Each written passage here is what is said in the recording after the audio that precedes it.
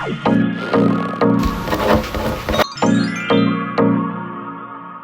guys, welcome to my channel, welcome back to my channel. Today we are going to be using Pinterest to find my reads or the books that I'm going to be reading soon. So I'm gonna go onto Pinterest and we're gonna find some books on there using kind of my Pinterest. What I'm gonna do is I'm gonna type in like romance books or thriller books, and we're gonna pick 3 books today that we're gonna be reading. So let me record my screen and yeah, let's have a look, see what we can find. So I'm gonna type in romance books. What have we got? Oh, so there's some here. Is there any there that I've not read that I own physically as well? That's kind of gonna be my thing. I mean, I've got,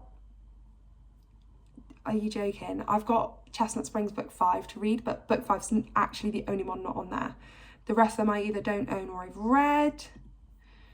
I'm trying to get my series done, so any of those.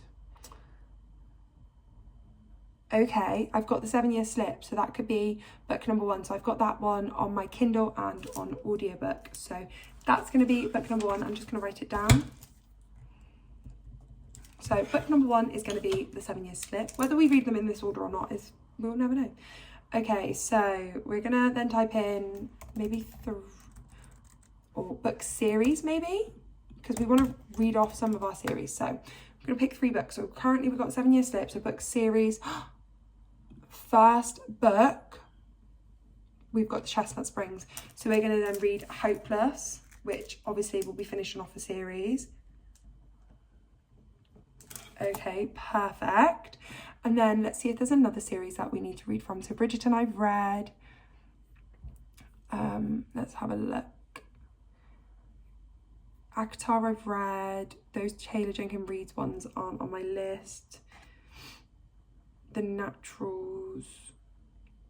I'm pre-filming this quite early, so I think this is coming out in June and I'm filming this in March, and I'm hoping to have already got through The Naturals. So if I haven't, I'm very sorry guys, but I'm not going to put it on there because I don't want to limit myself. Shatter Me, whereas these ones I know I'm not too worried about getting to. Let's have a look. What else have we got on there? Oh my gosh, we could do Caravel. We could read Caravel because I've not read that one, and that would be then starting a series. Perfect. So we've got our 3 books. So we've got the 7-Year Slip, Hopeless and Caravel. So I will check back in with you guys once I've decided what books I'm going to read, what books I'm going to like get into, and yeah, when I've got my bit more of an update. Speak to you guys soon. I have an update for you. So I'm currently just sat outside where I'm working at the moment, and I've just finished the part 1 of Caravel. I have also finished the next 2 books that you'll see in the video. Yeah, I think I'll do Caravel first. I've also finished the next 2 books which you'll see in this video of like my thoughts on them, but I will film those clips when I get home. So part 1 of Caravel. So in Caravel, I've not got to Caravel yet. So in Caravel you are following Scarlett and Donatella, and they're 2 sisters who come from an abusive background, which you do get some on-page descriptions right at the very start, and they get invited to a special performance called Caravel on an island after hearing about it from their grandmother when they were younger, and it's a experience filled with magic and possibilities. And Caravel is a game that you have to play. So the part 1 is kind of just explain that you've met the sisters, you've met kind of their home life, and they've just got to Caravel. So that's kind of where I'm at the moment. They've just got to Caravel. But for a fantasy, it's reading so nicely, and I feel like it might be because it's YA. Like I really got on with Powerless by Lauren Roberts, and I don't know whether it's just reading so nicely because it's a YA and that is why, or is it reading nicely because it is just an interesting story. I'm really excited to see how Caravel goes. I feel like normally with fantasy books I check out when there's a lot of magic and fantasy elements, so I'm hoping that it kind of doesn't take away from the book. I don't know whether I just didn't enjoy ACOTAR as much, or it took me longer to get into that because of the Fae element, and that side of it I just didn't get. But so far Scarlet and Donatella are normal humans with no powers, so it's kind of reading like it's a fantasy land but with like normal people, which I feel like has really helped me get into the story. So yeah, at the moment I'm enjoying it. I think there's 8 parts, so I'm gonna do like what I did in my last video, or one of my previous videos for the Fury, where I'll give you like my thoughts and feelings after each update. So I'm hoping that that will not feel too redundant. I think especially now this update's quite short, but I feel like now that they're getting into Caravel, then you're gonna find out more, so you're gonna see what they're doing like this evening, and then the game start the next day. So I'm really excited to read on and see what happens, and I'm hoping to get this book done this week. And like I say, I've already read the other 2 books. So I've already read 7 Year Slip and Hopeless, because I listened to them on audiobook. So I went home this weekend, so I listened to 7 Year Slip driving back, and Hopeless driving up to Liverpool. So I've already listened to them. So what I'll do is you will have like my in-depth thoughts of Caravel, and then I will go through both of those books separately and give you kind of like a rundown and thoughts for those. So yeah, I'm gonna get back to work and then try and read some more later this evening. But I've got a very busy week this week. I have lots to be getting done, quite a long extensive to-do list, and then on top of that I am also going home this weekend, so lots to be doing. But we're gonna try and get work or reading done alongside work and uni work and everything. Hi guys, it's a quick one because I'm so tired, feeling a bit poorly, but I have finished The Night Before Caravel, or The Night Before Day 1. Can't remember what the title of the section was, but basically I finished the first section of Caravel where they're in Caravel. So you've kind of see them arrive at Caravel and make their way to the game. I am actually really enjoying this book so far. As a fantasy book, I'm finding it so easy to read. I think the confusing part and the more magical part and the fantasy part is going to come in now, because obviously they're getting into the game where things are not as they seem, as far as I'm aware. So I'm really excited for that to start. But yeah, the first part, or this part, you're kind of seeing how the male main character at the moment, now I don't think he stays a male main character, I'm not sure, but the guy that she's with at the moment, how if he can be trusted or not, and how she helps him and not, and also about her sister a little bit more. So I'm really excited to see, hopefully the sisters like sort it out and get to see each other again. And yeah, I'm really interested to see how this story continues. Like I say, I think the next part is where the fantasy and the magical elements come in play, but so far I'm finding it really easy to understand, and it's an intriguing plot line. I think meeting Legend, or seeing Legend, seeing the game, is where it's going to ramp up, and I'm so excited for that to happen. So I'm going to go back to reading it now, and it's going to be day 1 of the Caravel game. Okay, this is a quick update because I am actually so tired. I think that's how I started every update of this section of the video. But Caravel day 1 has finally, the section has finished. I say finally, I think I only started it last night, but I'm still really enjoying this book. I'm so mad that I've had so much to do this week, and I've got a really busy weekend because I just want to sit and binge it. I've got just under 4 hours left to go, so after my morning reading I should hopefully have about 3 hours left. So it's unlikely I'll get it done tomorrow because I've got a long drive back to Plymouth, but I'm hoping to get it finished this weekend because I'm really enjoying it. I want to know what happens. I'm just confused because I'm pretty sure, obviously I know that this trilogy, and then after this trilogy you've got like a companion trilogy of Once Upon a Broken Heart, which is why I wanted to read Caravel, because I wanted to read the Once Upon a Broken Heart series. Apparently that's meant to be better than Caravel, but it wasn't essential, but it is like recommended to read this series first. So I obviously picked this series up, and the male main character in this at the moment, which seems like a really strong romance link, I'm pretty sure is involved in Once Upon a Broken Heart, but I might be wrong, and if I'm wrong I'm kind of like not stressed about it. I don't really want to know because it's kind of, I'm enjoying seeing this element, so I'm hoping I'm wrong and like this romance develops, but if it doesn't then I'm sure we'll see how this continues out. And also this is only book 1 of I say it's like a trilogy, and then obviously you've got the spectacular novella, like Christmassy novella that goes afterwards. But yeah, so I'm really enjoying it so far. I'm fuming that I can't just binge read it because all I I want to do is sit and read it, but I mean, it's 11, well, 11:15 now, and there is no way I'd sit 4 hours now, obviously, because I've got work tomorrow. But I just wish I had like a free weekend where I could sit, binge and finish this, or even just have had a few nights this week where I could have sat and binge read a few hours, because it feels strange for it to be Friday and still be on the same book, which I started on Monday. Yeah, Monday. It's strange for me, but we'll get there. We will get there. Okay, so I have some news. I've actually read 2 more sections because I read one not last night, the night before, and I went to sleep, and then yesterday was really, really busy with getting up in the morning, getting ready for work and driving back down to Plymouth, so I didn't get a chance to catch up with you guys, and then it was really, really, really late by the time I went to bed, and so I've now read another section. We are now on night 4 of Caravel. You had like a big reveal at the end of, I think it's night 2, because of something that happened, and then she's in like a dreamlike state, but you get something revealed to you, and that was really shocking, but then that seemed to be kind of like resolved really quickly. But there's more to it, I believe, with the secrets and kind of the unknown of Caravel. I am really, really enjoying this book. I have another busy day today because it was my mum's birthday during the week, so I am out celebrating for that. I'm really hoping to finish it today because, like I say, I'm really enjoying it. I want to finish it. I want to get to the end. I want to know what happens.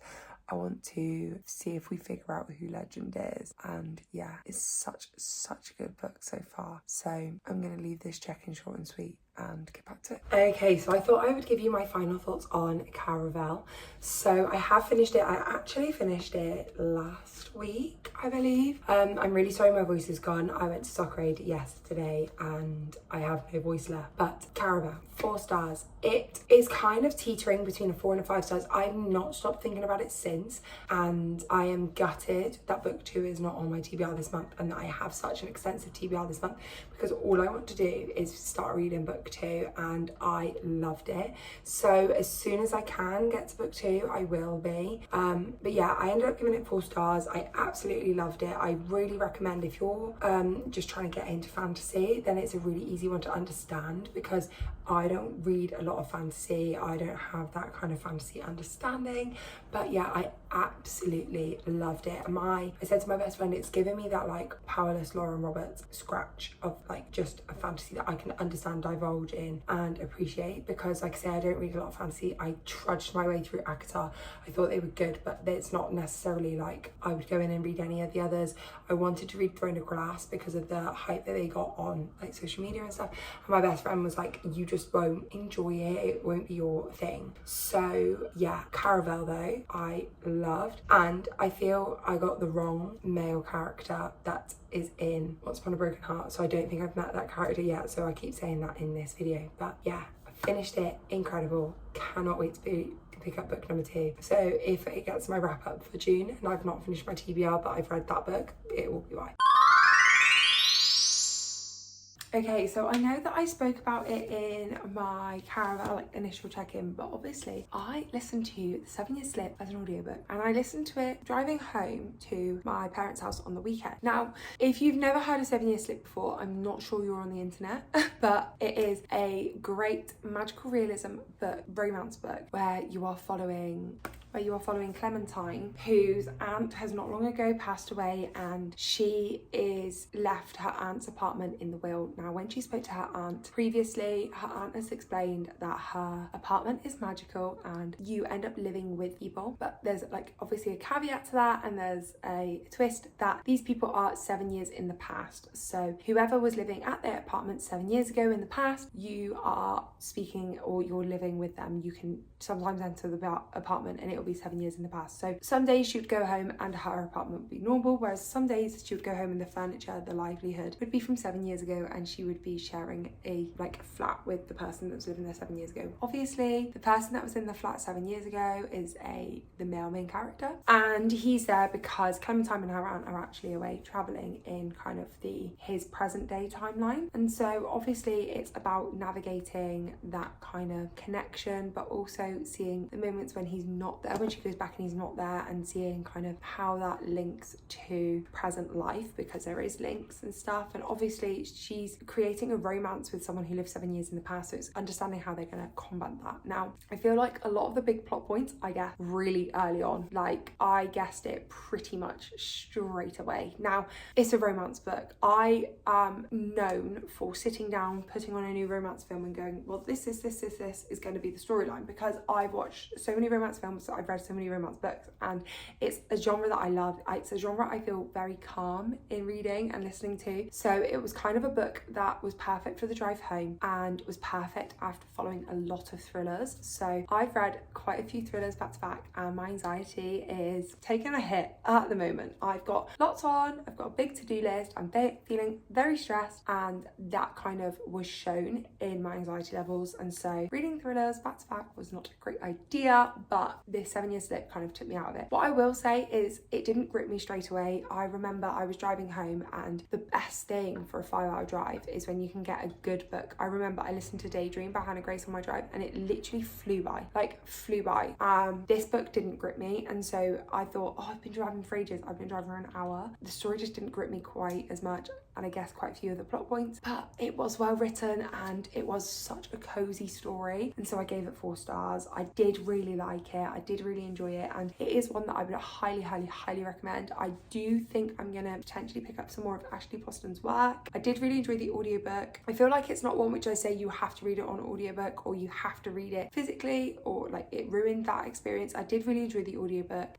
What I will say is that it's not being dual narration, so obviously when it the male main character's chapter, there is a male speaking that, and obviously when a female main character, it's a female speaking that. But obviously if there's any speech between female and male characters within their chapter, like the opposite chapter, then the voice actor will put on a voice, and that sometimes was a little bit like pulling me out of it. But I did really enjoy the book. I would highly recommend, and yeah, I'm definitely glad I got to it. I'm definitely glad I put it on my 25 to read in 2025, and it was a good story. It just wasn't anything spectacular, shall I say.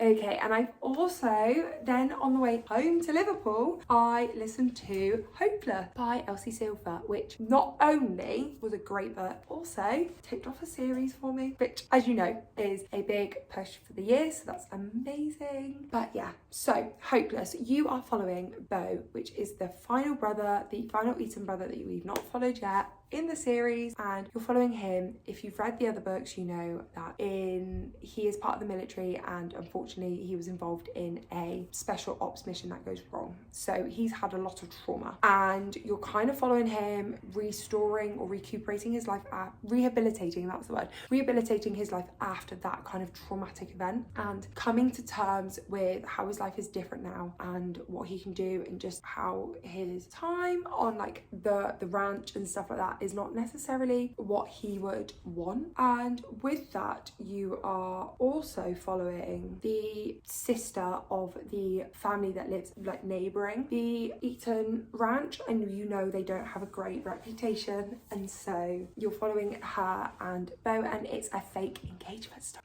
I think I went into this quite low expectations, because so many people I've seen don't particularly like this book because they don't like Beau's story, and like they feel let down by his book. I loved it. I will say that I absolutely loved it. I listened to it coming back from Plymouth, and it was such an easy, cozy read to listen to. I really enjoyed like the fake engagement, and obviously it's spicy, but the spice was done so well because the female main character had never had any spice prior, so it was done really well. And just, I feel like out of all of Elsie Silver's books that I've read so far, which is just the Testament Springs series, this was my favourite way she did spice, because a lot of the other books was very graphic and just meant that it was a lot and it was full on and it was constant, whereas in this, because obviously she hadn't had any spicy time before, he was such a gentleman. He built up to that. He made her feel comfortable, made her feel safe, made her feel welcome, and that was such a nice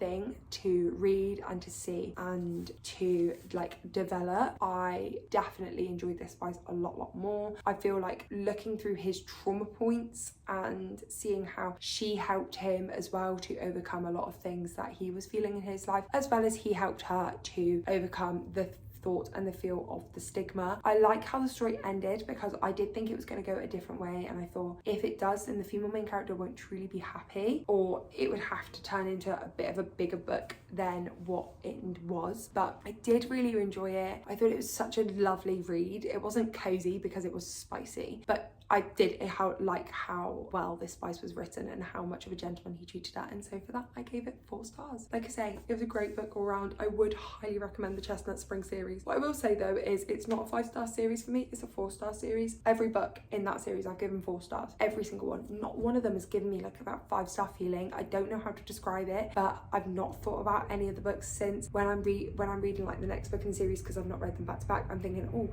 who's that again? How are they related? Where do they come into the story? So it's not been a 5-star series for me, but I do think it's a very easy, cozy, spicy read. So yeah, I would highly recommend. But yeah, I will wrap up this video once I've actually finished Caraval, because at the moment I haven't, which feels like a crime because all I want to do is sit down and read it. And I know you're seeing this after I've finished Caraval, but for me in present time, I haven't. Okay guys, time to wrap up this video. So it feels odd because I've read these books so spread out, but obviously I started the video reading Caraval and I gave that one 4 stars. Absolutely incredible book. Would highly recommend for everyone to pick up, and I cannot wait to carry on the series and also read the companion series of Once Upon a Broken Heart. Then we've got The 7-Year Slip, which again is another 4 star. Ashley Postman's writing was just beautiful. I would highly recommend to everyone and anyone that wants to kind of dive into her writing, and just, yeah, it's incredible. It deserves the hype. It didn't give me the 5-star feels. However, I really want to read some of her other books. So any recommendations for the Ashley Poston books which you think I should read next, let me know in the comments down below. And then obviously rounding off our series and finishing off the video was Hopeless by Elsie Silver, another 4-star book. I loved this book. I do not agree with the online presence that this book was a letdown to Beau. I thought it was really sweet. I'm really just loving to Beau. So yeah, I would highly recommend. Obviously the Chestnut Spring series is a beloved series for a lot of people. For me, it's not a 5-star series, it's a 4-star series, but it is incredible, and I would highly recommend if you want kind of easy read, spicy cowboy romance. But yeah, thank you guys so much for watching this video. I hope you've enjoyed it. I'm sorry the kind of check-ins have been a bit hit and miss for the different books, because I have been reading them in kind of audiobook format, and especially with a lot of drives. I'm very busy this month, so I've had a lot of driving to do, so I've had to kind of use that to my advantage. But I hope you guys have enjoyed. Thank you so much for clicking on this video. I appreciate every single one of you. Comment down below any books you want to see me read or anything you'd like to see me do, and I will aim to get back to you with a video like that soon. But thank you so much. I look forward to seeing you guys in the next video. Bye.